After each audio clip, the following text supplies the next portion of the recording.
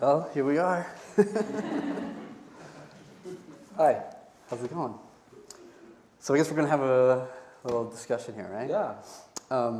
If you don't mind, just to get things going, I'd like to bring out just one quote that I found in your book that I happened to read in the last few days that I really liked.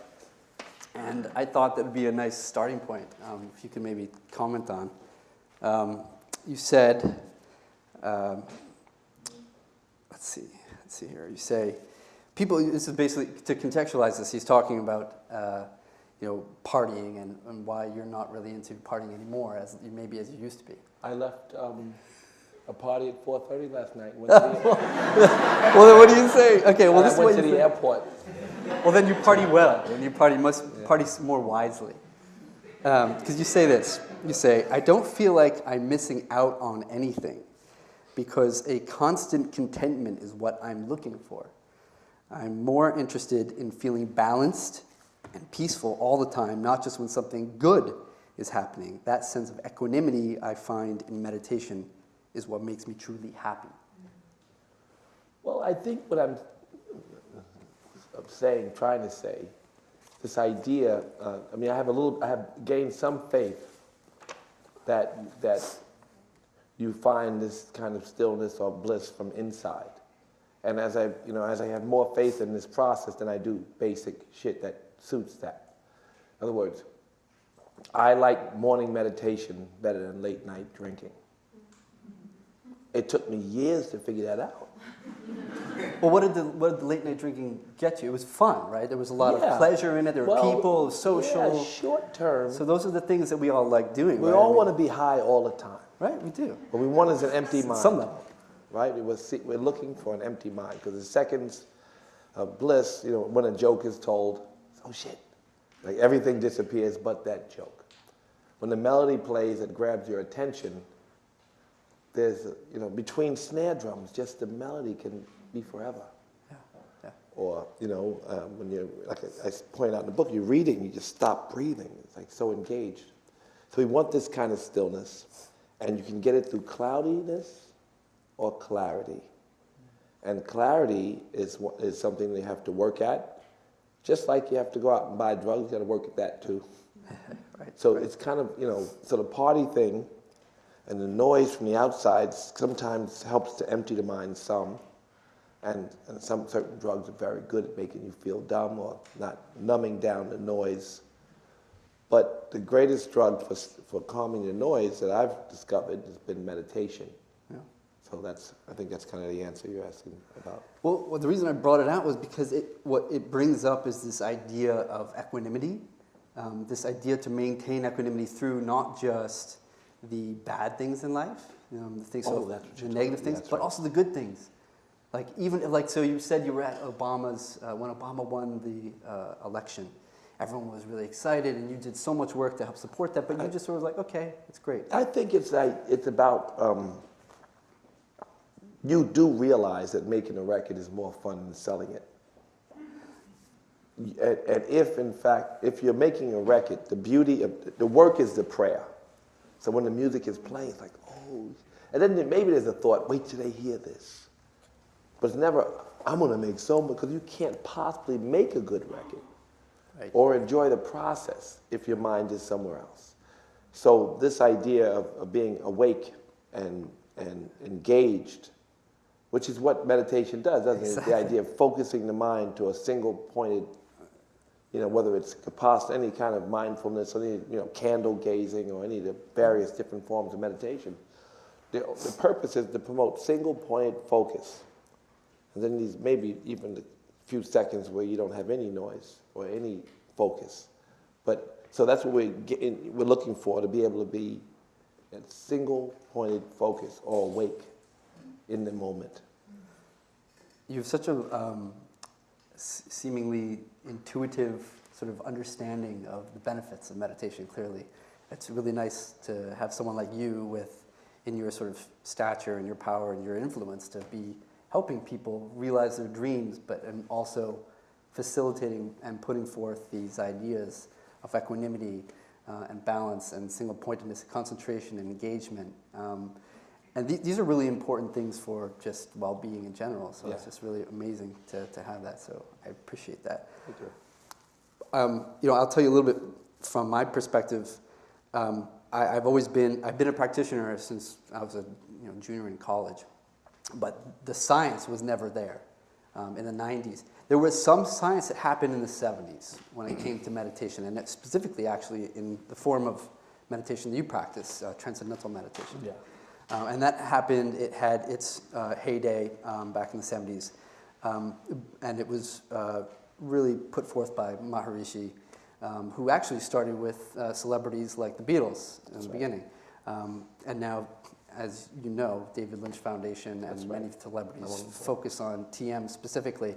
But there's a whole new movement in the last about 10, 12 years that has focused on science in a rigorous way and has sort of come at it from the Tibetan tradition because the Dalai Lama got behind the idea that these dialogues with Western scientists and Buddhist practitioners and scholars is important to help talk about the benefits as you're describing them. And so in the last 15 years, so let's just say in terms of the way I always look at scientific literature, and in 2000, for example, the year 2000, there was about 6 citations, just 6 studies, that talked about mindfulness or meditation. And in 2013, there were over 450 alone. So the science is improving dramatically about what we're learning about the benefits. I think I told you backstage, because I didn't know what kind of doctor you were, and I said, quantum physicist? And you just laughed. I don't know, what was that funny? Because I don't really know much about quantum physics. I know the basic premise. Yeah. And like I told you, I was at a Deepak Chopra thing. There was this really smart guy talking, and a bunch of smart people taking notes. I didn't know I had no idea what he was talking. And then just before I had to speak, it rang a bell. It was ding. I got it. So the same thing that Krishna said to Arjuna on the battlefield. And Krishna taught a scripture. When the Hindus got a hold of the yogic science, there was a scripture written, the Bhagavad Gita, written, the Song of God. Some of you know it. And in that, Krishna taught Arjuna about yoga on the battlefield. And the Yoga Sutras, which predates that, there was this whole idea of being connected, union. Yeah, that's right. And so when I understood what the quantum physicist was saying, imagine God, the ocean. He didn't say that, but that's what I was translated finally to me. And you, a cup of God. There's one living, breathing entity in you. So being connected, being in union, versus isolation, which most people knows leads to sickness. Isolation is sickness, where union is well-being, and then it promotes this equanimity of mind, because one living, breathing organism, and you being a part of it, you feel vast and expansive, awake. Yeah, awake. I think, and you're tapping onto something very important that's common amongst all the traditions. So whatever Buddhist tradition we're talking about, usually there is some sort of union going on. So yoga actually comes from the word meaning union. So body and mind are actually trying to but become connected together. to everything, to Connected every to, living, breathing that's right, thing. that's right. You are some just like a white blood cell or a red blood cell, depending on what you are. Yeah. So that idea, that's a bigger idea, and that's just body kind of mind. what the You're quantum physicists are talking about, just, right? Isn't that what they're talking about to yeah, some degree? Yeah. It is, I might have missed it, but hard it seemed like, because I said when I got on stage, I said the same shit he said. I was so nervous. I said, did he just say everything I want to say that came out of the Yoga Sutras and the Bhagavad Gita? Right. He did. He kind of did. And that's what some of the job of the scientist is to sort of take what's intuitively understood and embodied by the That's where you start, with what's understood intuitively. What's understood intuitively. And then we try to put it into terms that, psychological, neurobiological terms that people can then sort of grasp onto and say, this is why I'm doing it, because it's going to, improve my telomerase. Does anyone know what telomerase is? No. Everyone raise their hand who knows what telomerase is. Nobody knows. You know what telomerase is? Smart girl, man. All right, let me just give you a quick. This is one of the little tidbits of data from the meditation world. What's happening right now? For example, this one wonderful scientist, Alyssa Epel, in University of San Francisco, She studies the ends of chromosomes. And what happens is that this is a sort of a biological marker for well-being and longevity. And what you see is that if you have healthy chromosomes, that you have these telomeres that are basically these little protein caps on the edge of your chromosomes that basically protect you from aging and the negative effects of stress. So across the board, you see you have decreased telomeres if you're more stressed, if you're predisposed to any sort of disease. There's been studies on people who develop cancer or heart disease have less of the telomeres present, and people who meditate actually have more. And you can actually gain more telomeres by meditating, and this has been shown scientifically. So my role really as a scientist is to try to dismantle. Yeah, it's kind of psychosomatic a little bit too, Well, I think. Maybe not, but it's nice to, to some level. I don't claim that in the book, because I don't, there's too much research, and it's really crystal clear, and it's inspiring, and it's kind of, you sit there. A lot of the spiritual stuff must be in some ways, or kind of suggestive, like, there's a string pulling your head up, and you do actually, when you meditate. TM people always say, sit however you want. But my book, I talk a little bit about it, because you do feel your body. There is something very powerful about that. And it is about your alignment, isn't it? Because you know your body better.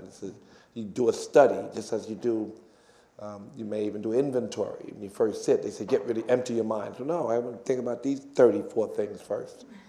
And so you take inventory, and as you get distant from these thoughts, you see them more clearly or differently. You see them without emotion, or without as much emotion or anxiety, and you can make sometimes different decisions, and have a little more faith in where you're going and what you're doing, and even transform, these habits to new habits, to new ways of approaching the world. That's right. You keep bringing up these nuggets of these terms that you use, things like engagement you've used before, and equanimity you used, and right now you talk about habits. And to be honest, these are things that I take very seriously in terms of dismantling what we mean by meditation, and we try to understand what is equanimity, what does it mean, and how is that really, what changes in your body when you're trying to be equanimity. When you have when something positive happens to you, do you get really excited and then the whole day is great? And when something negative happens, when someone cuts you off on driving down the road, does that bother you right then and then you're back to normal, or does that ruin your day? And the idea there is if you can come back to a baseline and let it go, and whether it's positive or negative, then you are manifesting equanimity. And that happens when you do your practice, right? I mean, that's... Well, we want it, here's the thing. I mean, there's also like samadhi and nirvana and takwa and Christ consciousness. And those are a little deeper. There's all kinds of names of states of consciousness that the prophets promoted to us. Some are a bit mystical, right? This idea of samadhi, 4 stages of samadhi, like this, completely awake, smacking it, whatever. I mean, it's like, all's in perfect order. This idea that you're part of this great whole and you have faith and are in complete union. Yeah. This idea of lasting, stable bliss. Right. Right. That's Christ consciousness, or heaven on earth, right? That idea. So there's that. I mean, this idea that you do feel that you're moving more towards it. You do feel, I'm happier more often. Right. I'm disturbed less often. I'm moving towards a place that they refer to, that the mystics and the prophets refer to as enlightenment. Right. I'm moving there, so because I'm more often. I mean, if somebody smacks me, I might be pissed, but the idea that I'm a little bit better, it's a really beautiful thing, because you have experiences. Well, I would have done last year or 10 years ago, but now I'm learning that now I'm even comfortable. It's the idea. In the physical practice of yoga, you smile and breathe in difficult poses. That's right. Yeah. Right? Yeah. And that's part of the practice of yoga, to realize equanimity yoga. During the challenging pose, whether it's physical or mental. But the idea is to take it off the mat. That's right. Absolutely. Right? When you're driving down the road, someone cuts you off. What do? That's right. No, this is great. I mean, so I'm trying to just draw out some of the sort of little concepts that you're talking about, and Well, that's what we want. We want that equanimity mind to go everywhere, not just when things go in a way that you had planned. Right. Know that it's all, in perfect order. This is what you want to believe and live, and not believe like false, because things are all's in perfect order. Yeah. If I take all your air from you, you'd be like, you're so happy one breath, right? Right. And you're so sad and I got all the air in the world. Sad, so. Or to be okay It's about with the fact that your breath just stopped. Huh? Can you be okay? Even that, but this idea that one breath. This idea. So it's good when you can be comfortable in your skin, right? That's a simple way of putting it. It's good when you can be comfortable in your seat. Being comfortable in your seat is all we need, a state of needing nothing. That's it. That's consciousness, state of needing nothing. That's tough in today's society because all we're doing is wanting, needing. But neediness is the cause of suffering. So there you go. So you make these little statements like that. These are profound statements. I didn't make them Neediness is the cause of suffering. It's just some shit I heard. But it's funny that all the prophets said it over and over again, all of these things. So we need. Just the fact that we have to grasp onto something like, I need my coffee in the morning. But Simple as that. But a practice that relieves the neediness. We need practices to reduce the time spent in anxiety, needing something. Right. That's why my last book, you have to be careful how you say this shit because people get upset. Right? So that's why my book was called Super Rich. My last book, like Super Rich. Wow. The state of needing nothing. And then you have to remind them that needing nothing attracts everything. Right? That's right. So this is the thing. And people still on some level say, I want to act like this. Because that's the don't need anything. Yeah, Machiavellian. I don't need nothing, but give me all this shit you got, right? Exactly. I still need my car. I need my money on time. I still need my house. That stuff. That Machiavellian rap is, but it's practicing the most basic spiritual principle, needing nothing. Jesus taught two sermons, one to the masses. Be good givers and great getters. Don't be so needy, but give. Yeah. But you learn how to receive. That's one rap. And to his disciples, he said, just keep giving. And then those guys, everybody wanted to pay the Romans. The masses could pay because they were good givers, but then they were great getters. And the disciples, they were such great givers that they got more because they gave without expectation. And then they could easily pay the Romans. So, you know what I'm saying? They had to pay taxes. The reality does set in. So, these are basic sort of principles that have been manifesting through not only religion, whether it's Judeo, Christian, Muslim, doesn't matter. Same sort of rap, exactly. But when we talk about the Buddhism, for example, it comes, we think about the Buddha lived in 400 BC, a long time ago, 2,500 years ago. But one thing that's really interesting is we follow the trajectory of Dharma, for example. The Dharma is like the teaching of the Buddha. It's changed dramatically. In the yogic teaching, 2,500 the yogic science long before. And the yogic science was long before, exactly. So, and of course, the Buddha probably just didn't want to do a little yoga. He was a little lazy, so he just sat and meditated. But instead of doing any asana practices. The yoga, the physical practices came way later. No one cared. Well, that's just so you can. The Buddha didn't. The reason you stretch and all that, and the reason that you practice the asana practice, is so you can sit. That's right. But that's the Hindu sort of philosophy. That's not the Buddhist philosophy. The Buddhist philosophy doesn't talk about asanas. No, but the idea of being in shape so you can sit. If you want to sit, you want without affliction. That's right. Without affliction, you want to be able to sit. So that's why we talked about who here does yoga? Like, raise your hand if you do yoga. That's a lot of people who do yoga. And does everyone feel they do that, asana? Yeah, asana yoga. When you do yoga, don't just asana is one small part of the 8 parts of yoga. That's right. And most people who do it, the physical practice know. There's an ethical part, there's a meditation part, concentration, samadhi, dharana. So there's definitely lots of components to yoga, but most people are familiar. Most people, but it's evolving now. The more people that's what's so amazing. Practice, the more they 2,500 years and so much has evolved, right? So but now here. Now, exactly right now. The thing that's happening as the physical practice grows, and so behind it or around it, the discussion of yoga, its real meaning, spreads. It spreads, but you go to class, limited, right? Because when you go to yoga, really, more people. Because most people go to yoga class, all they do is it's very physical. It's very based on it's just always the a little asana. rap. Lots of the teachers study scripture. You know, lots of Sometimes, yeah. I go to like a Baptiste class where it's just like power yoga. but You're there for an hour and a himself, half. But yeah, but even the power teachers have to read the Yoga They Sutras. do, you're right, but it's even the very power teachers physical. have to read the Bhagavad Gita. But there's no ethics. We don't talk about how you should treat others, you know, in yoga class. Just like in mindfulness, even in the more have the wrong secular class. contemporary. In what? When you go into respect, I mean, Baptiste, Well, yes, but there's the really- reason he teaches that he has his teachers in the teacher training study scripture. So they can that's be great. versed in scripture, and then when they teach the asana, they can give people a path. I went to class because there was so many hot chicks in there. Well, yeah, exactly. That's usually a good reason to go. That's why I right? went. There was 60 girls, one gay guy. Exactly. It was wonderful. This was 20 years ago. Yeah, right. But the teacher himself had been a monk. Yeah. And he played loud rap music, That's great. right? I mean, back then, NWA, Fuck the Police was like his favorite song. I was listening to that in 1993. Right, Steve Ross was the teacher. But And- that's But great. still, Steve Ross had been a monk.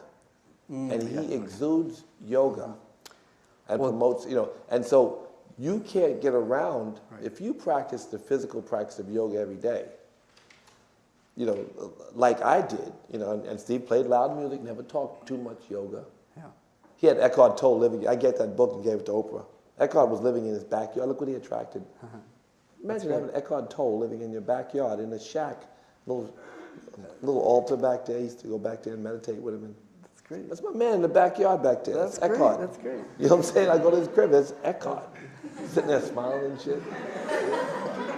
Really like enlightened or something. At least he was front and he felt very like the real thing. Yeah, it sort of fills a space So too you when you have a can't great escape teacher. if you do the asana practice, even with your power classes. Yeah, yeah. Those teachers, what they exude, what they studied, and every so often there is a discussion. They may not chant it, but this basic idea, yogi's prayer, loka samasta, Yeah. sukhi no bhavantu. You know what it means, even though you only go to Byron's class. You know what that is. Loka samasta, you heard that? The what? You never heard loka samasta, sukhi no bhavantu? Well, it's something they chant all around That's the right. country in lots of classes, A right, lot of guys? classes that chant. Some Many of you have classes will heard definitely that, chant. right? So But a lot if of you've classes heard that, don't. it's a lot don't, but a lot do. It's true. A lot more do every day. But not everyone knows what they're chanting too, either. I mean, a lot of the times it's some sort of Hindu Are chant. you saying to me yoga's not growing, the spirit, the teaching of, why do these I think books it's sell? growing. I think it's Why do I growing. sell so many books? Look, there's like Why did Eckhart thousands of Tolle sell yoga. so many books? You know, it's funny because there's not a lot of science on the yoga practice, and which is older than the Buddhist practice. But there's a lot more science on, when it comes to mindfulness or even TM. They're two different They types have of organizations practices from bent two on different selling the idea, and they're traditions. good. Absolutely, I'm saying but it's growing. all over the world. I go to Jivamukti in Australia. If you move I to never, talks I more. went to Australia and said, yeah, but while you're here, you should go and see. I got there, like all these Jivamukti students. And they have then I went to the they're same more thing likely in to London. talk in class. Definitely. Huh? They're more Little likely to short talk. Dharma talk, Yeah. but not a lot. But people who are devotees, interfaith kind of experiences, devotees all over this country and around the world, and it's spreading. It's not just Lululemon. Yeah, right. But the problem is, But Lululemon is okay because it's helping. but When I went to yoga again for the chicks, and then I got high after class. right. I mean, It took seems drugs, like a I was great high. trendy thing. But let me ask you this. Serious And question. then I was high, and then after a couple of years ago, and Steve said, why don't you try it? And Steve, imagine Steve, all he ever does, he told me when I thought I was enlightened almost, I was like, oh my God, I feel like so great. Except I keep seeing these girls' ass. He said, oh, that's all right. Lord Buddha, right before enlightenment, that was his last problem. I said, oh shit, I'm almost enlightened. But the point is, he gave me then the Yoga Sutras. Yeah. The Yeah, first no, copy, Satchitananda's translation, what he gave me. Patanjali's sutra? The Patanjali's Yoga Sutras, which is I would say the science book for happiness. If you're a yogi, certainly it's a textbook that promotes happiness. There are 194 threads or sutras in that scripture. Again, they only focus on asana and pranayama. That is contemporary yoga. They don't focus. Neither does mindfulness or TM. I don't really. think you go to many yoga classes I go. I go all over this country and around the world. And when I go, unfortunately, I don't have the there's time always to a little jewel. Wish I did. There's always a little breadcrumbs Yeah. in almost any place you go. Agreed. There's always One little om But then what One happens little- after the people leave the class? They're assholes. You are like a little I'm bit just of saying, a some people- downer. Not in a bad way, in a good way. no. You know, a scientist type dude. No. You got that scientist thing.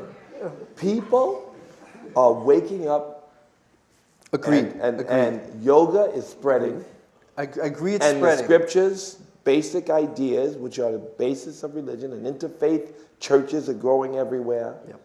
And there's a trend towards, I won't use the word again because it'll ruin it, this Christ consciousness then, Yeah. towards nirvana, towards a goal of samadhi or taqwa for Muslims. The Sufis are running around right now, the Muslims talking about let me ask samadhi, you this. although they call it taqwa. But do you know what that is? I mean, that's the other thing that we have to sort of grapple with is what is that goal state? What is nirvana? What is enlightenment? And if, from my point of view, I try to understand it in a way that other Stuck people on can understand stupid. it. You have a second, you play basketball, you can't miss, the rim is big as the ocean.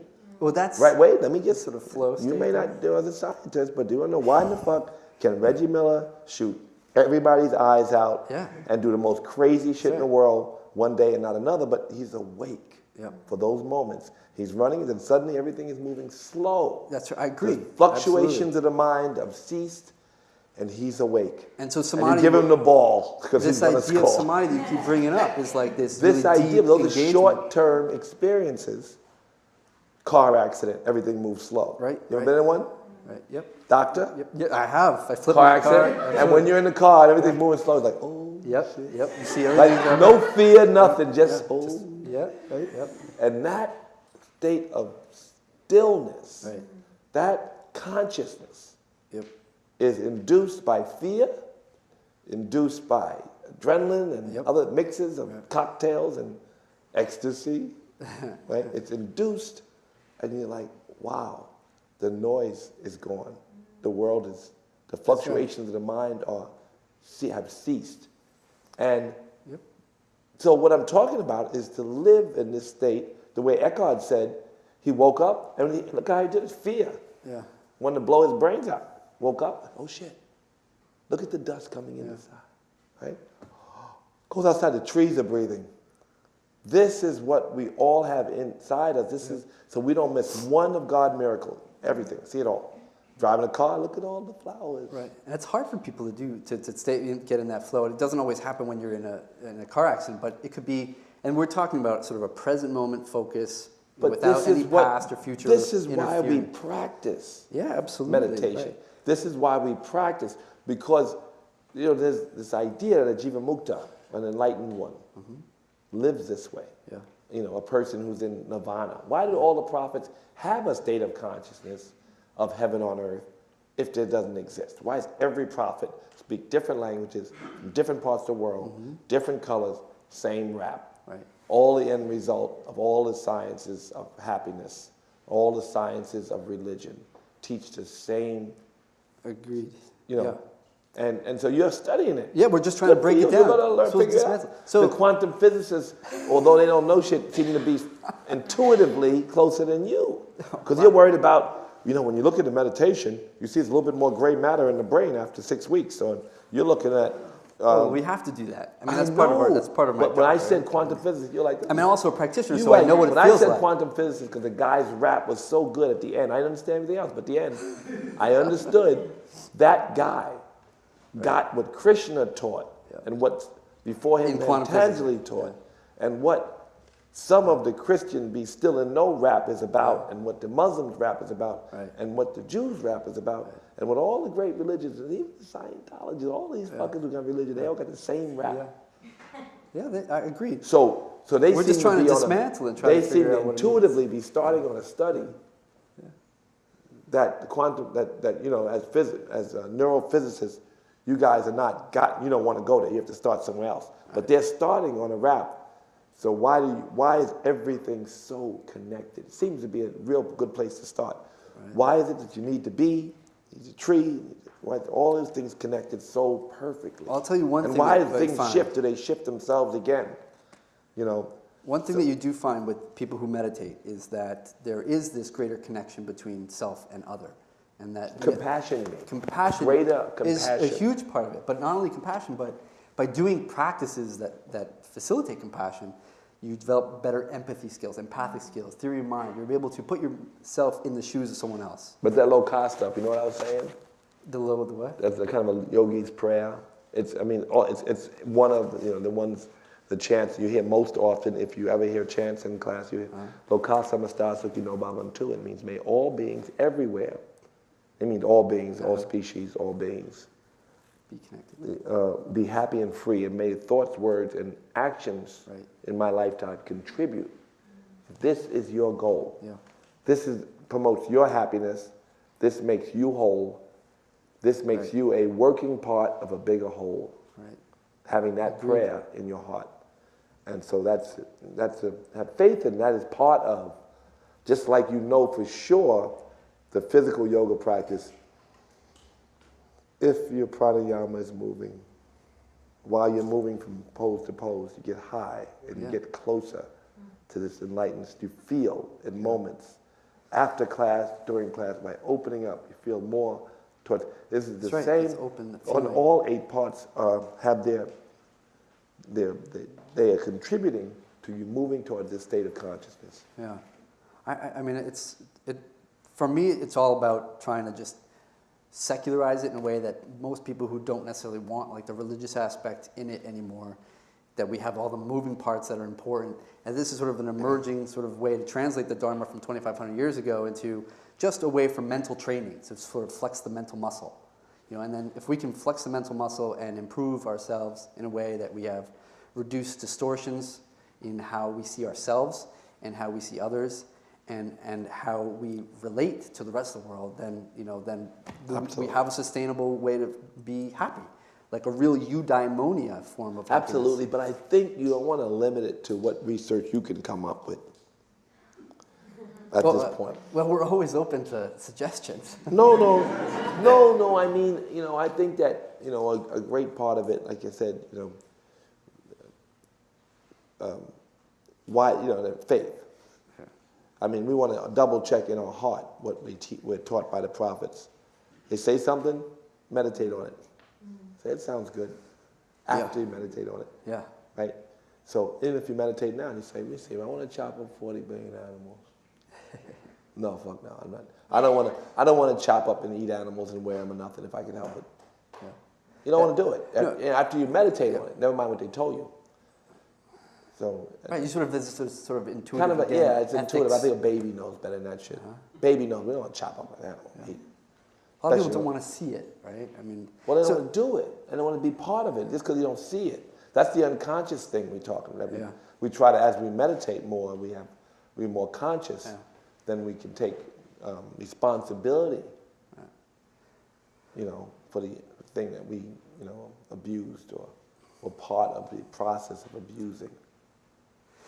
One thing, I don't mean to shift gears here a little bit, but just given our time, I thought it would be important that we sort of talk about how we come from sort of different traditions and how that's okay, because both traditions, whether it's coming from the TM tradition or, say, Vipassana or Dzogchen, it's all about, there's a common thread, not only with Buddhism, or Hindu Vedic practices, but also in Western medical model, which is just to reduce suffering. It's sort of the common thread that's between, trying to live happy lives. What is it that all of us can go home with, today to say, look, there's Russell Simmons, he's got a great book on success through stillness, but what is it really going to do by practicing this?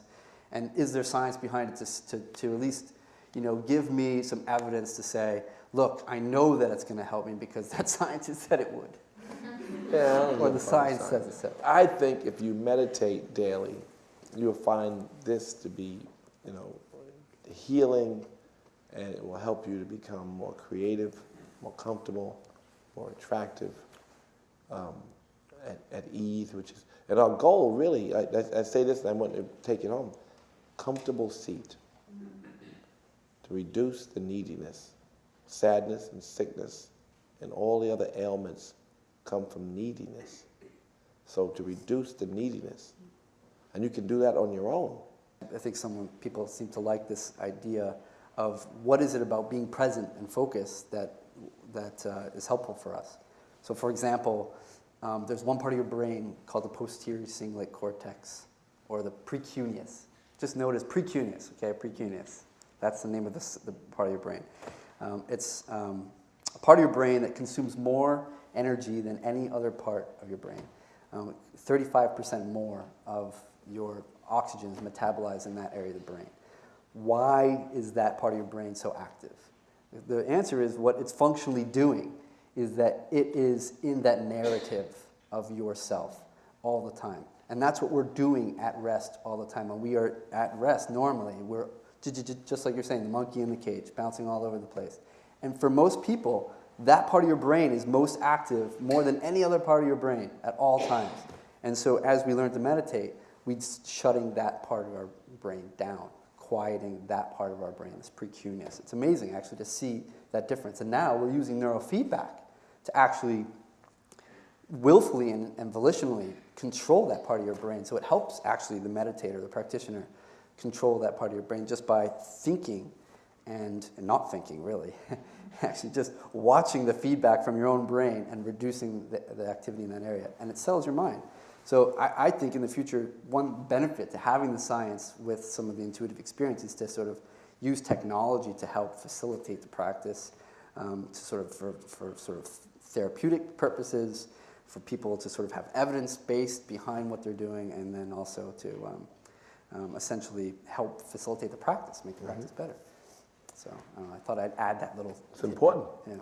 I think people need. Some people have to have that kind of information, or they won't embark on a journey to, promote, look inside. They don't realize that everything, happiness, a relationship with the world that's meaningful has to come from inside out, not outside in. And so, they need a scientist to tell them, look inside. Then they got to look inside through, the lens of a scientist first. Says, well, look, the gray matter in your brain will be bigger and you'll be more expansive. In these ways, your memory will be better. And the left side of your right side of your brain, the wall breaks down, and you're gonna, your immune system will be better. And he tells you, really, all those benefits are important, and they motivate you to. You'll be a more mindful eater. You'll lose weight. You give them all these kind of reasons, but and they're necessary. And that's why kind of like my book has got a lot of that simple stuff in it because it's important to convince people. And the other thing is that they say in Buddhism, there's 84,000 doors to the Dharma. Right. And so it doesn't, whether you choose TM or whether you choose mindfulness, it doesn't matter. It really, what matters is how you embody the practice and do it, as long as it works for you. So that's right. That's important to hear that. Yeah, well, we talk about it in terms of the narrative, okay, the narrative of the past, sort of autobiographical memory, anything related to past processing. You get stuck thinking, and I was telling you, that's the part of the brain that consumes the most amount of energy, is the part of the brain that thinks about the past, and also worries about the future. So it's really this narrative that we create that is the junk, okay, the gunk. But staying focused in the present, just focusing on what you see now, is what actually allows you to then give you more spaciousness and clarity. Cities. Yeah. There are certain powers, almost like 360 vision. Because everything is, I don't know if 360 would be right, but, and I don't want to describe enlightenment beyond this idea that God woke up, trees were breathing, everything was beautiful, wanted to share it with the world, that what they said, what the prophets promoted is true, it's real. You can live in a state of consciousness where you see all the miracles unfolding. And that, then of course you're much greater at whatever it is. When you make it a song, I tell you, the melodies can be so beautiful in between snare drum to snare drum. In one beat, the melody can last forever. It's wow, clarity. And this kind of clarity is what we're all seeking, and this is why we meditate. This is why we do different stuff, including take drugs. We want to have more seconds of that clarity. And the cities are the powers that come from that clarity.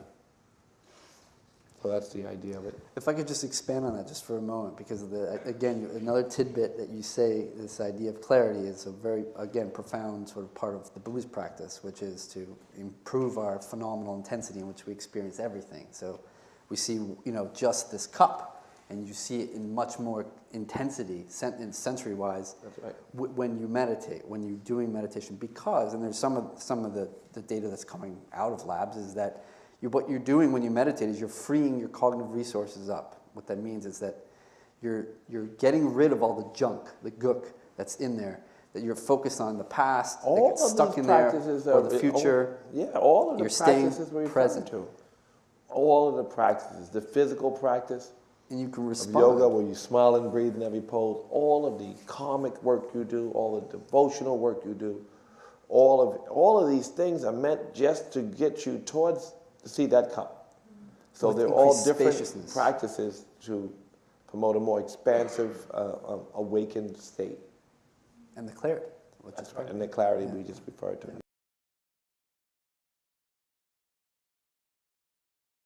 The battle is in each individual.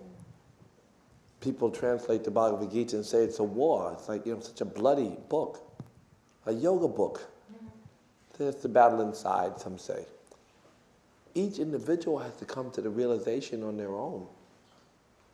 So the path is for everyone to decide on or not. If everybody meditated, the world might be a much more peaceful, beautiful place. People would be more compassionate. They'd be happier. But for you to meditate, then you can be more peaceful, compassionate, and happy. And then you can spread it. So the world's in perfect order. You can the collective is what the collective is. You're a piece of it. You're a white blood cell or a red blood cell, I guess. You have to decide on your own. So no sense in being pessimistic, because that's your view. And you can have numbers and say more people are in poverty. But what about the guy who wakes up in the shanty house, meditates, goes out into the village, everybody says, there's my man. That's my man right there. He's happy all the time, this dude, always optimistic. Everybody hugs him. He's only got to look for, in some case, maybe a little bread and water. Has no fear that he will not find the bread and water. Has no fear that he will not be able to fulfill his task, whatever it is in the village. Does his shit. Walks around all day, gets accolades for being the happy dude. He's the happy dude. People around him are happy because of him. Goes back to the crib or to the rock, there's a little metal shed. Gets a good night rest, gets up, does it all over again. And then what about the banker who gets up and he's really, not the banker, the hedge fund guy, got a shitload of money. And he gets up and the stock market's exploded, makes all the money and the stock market crashes.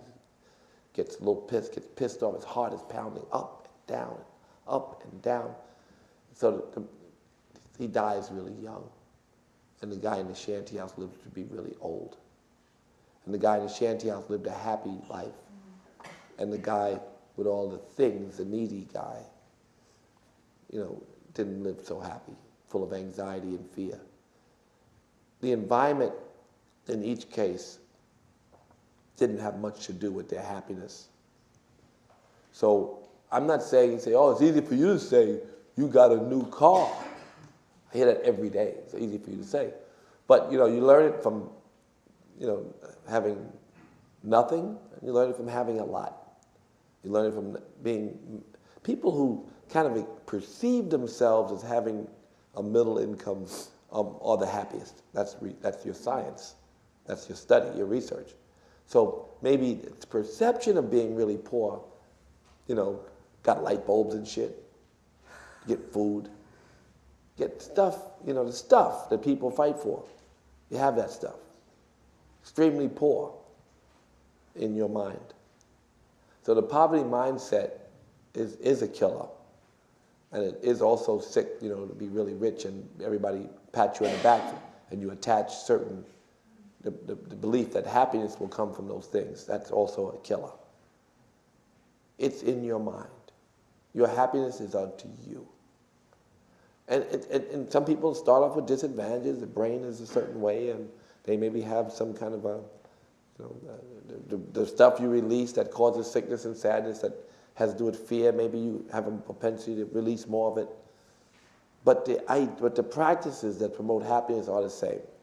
And we have to try to get up every day and move in that path and use those tools that the prophets gave us for our individual happiness. So no sense in being pessimistic because you're smart. Two things. So one, speaking directly to your question, I would say that what's promising and hopeful to me is that the fact that there's over 250 medical centers in the U.S. at least now that incorporate some form of meditation or mindfulness-based practice into regular clinical practice. Okay, that's pretty impressive to me. That regular clinical practice for treating things like anxiety, depression, and post-traumatic stress all include some form of meditation. That's very impressive. So that's only going to change as we, unfortunately, our society is based on proof and evidence, right? We're evidence-based.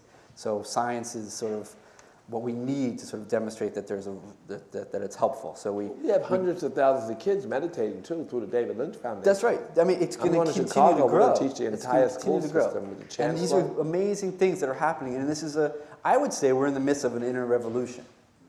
Really. That's I really good think. news. No, I really think it's pretty positive for you to say. I would say I'm a pretty positive thinking guy. You may not think so. Fucking with you. I'm just fucking. But no, I really do. I really think that there's a real revolution happening on the inside, and that we were only ready now to start doing that. I mean, between 1972 when Herb Benson started studying, TM practitioners, and now, in the last 10, 15 years, something was still missing. And I think finally we're at that point where we can, as a society, move forward and advance. And people like you are the ones who are going to help tell the world that this is something good, because it's not everyone's going to listen to me. They're going to listen to you and Oprah. So you guys are the ones who have to go out there and say, this is good. But I'm just here to help support you in your mission by saying, look, here's the science. Because you do have a chapter in here on science, which is good. A few chapters. Yeah, exactly. So we need to continue to give you the sort of the I like to spread. I do believe you're right about. It's unfortunate that we don't listen to a lot of the. I do a social political initiative, and we're all working, and everybody's signed on, every civil rights organization, every political rabbi, imam, preacher, everybody's signed on, and then we go to the Attorney General, and he doesn't really respond. Then Justin Bieber tweets that shit out, and the Attorney General calls. We have I Am Muslim for a day. We have all these imams and rabbis and so it's good to have that celebrities, and then Kim Kardashian tweets it, and the Congress shuts down their whole fucking. I've had the experience. I know it's true. Yeah. Right. Kim Kardashian would tweet this book out, this shit would explode. All right. Oh, we can tweet out the science as well with the camera maybe later. But no, I was going to say one other thing about happiness was that so it actually turns out that the people who have everything, the biggest house, the biggest car, the most money, they are not happier when you ask them. I mean, we have to define what happiness is, but they report not being any happier than anyone else. And if you look at the people who are in the most amount of poverty, they're just as happy in terms of their baseline happiness. And it turns out that the people who are happiest are the ones that have a sense of community, who are doing things for their community in a sort of altruistic way, in a way that if you're donating time to someone else or giving money to in a philanthropic way, by the way, we could always use little funds for doing research. But if you're giving, you're actually happier. It turns out that's the case. I'm kidding. Well.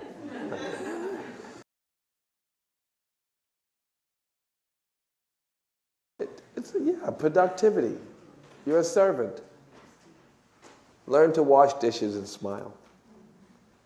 Learn to whatever it is. Yeah.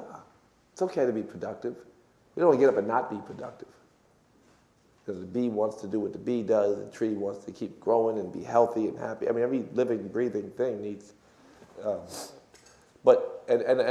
when you're productive, and also, since it promotes compassion and happiness in the core, and the kind of productivity changes too. The interest, as you become more of a meditator, or if meditation led you to, which your heart always has, again, But you may simultaneously be led to more scripture, to more promises given you by the people who taught you to meditate. People who teach you to meditate promise you that if you're compassionate and sweet and giving, that you'll be happier. And then if you meditate, you'll be more compassionate, sweet, and giving anyway. And then you'll be more happy. So it's all a cycle, it's all the same stuff. So yeah, more productive in what way? I mean, I don't know, what do you do? I mean, make bombs? Maybe not. You may not find that to be as fun anymore. You may not chase money in the way that it's money first and service second. It's service first and money is a result. And then one day you realize you can't do shit with the money anyway. It's not going to change your seat. I want to get there. You have faith in it. You gain faith through meditation in this basic process that promotes happiness. There's no roadblocks or detours. You get less detours. Frivolous pursuits, less of them through meditation. And when you say that I think what he was asking also, do you think as you practice, that ethical piece sort of manifests naturally through the practice? It does. It doesn't necessarily have to be built into the actual practice itself. You don't have to necessarily say, I'm going to reach out and do the loving kindness or compassion practice. Your man talked about that. He studies scripture and yoga teaches to teach the physical asana practice. Yeah. Says it wakens the spirit, and the spirit informs the mind, and then what's in scripture becomes more innate, and then you move towards scripture. So you're a power yoga teacher. Yeah, sort of. You're a power yoga teacher. You say he's not teaching yoga. Well, he's not actually. He's never had one class I've been to, and I go every week. But he believes, and if you were to study his books... Well, I wouldn't study his books, but I like his class, but I don't like his books necessarily. Right, but his books, Steve Ross says, just do yoga. Yeah. Just do the physical practice of yoga, and you will be more compassionate, you'll be more awake, you will be more, all the things that the scripture, and by the way, eventually, read this Yoga Sutras. Years later, Steve, read this shit. But just by doing the physical practice, you will move towards this state. So that's what your man teaches. Yeah. He didn't just stretch and breathe and all that. He believed that it leads to yoga. He's a guy who studies yoga. He teaches asana. Agreed. As part of yoga.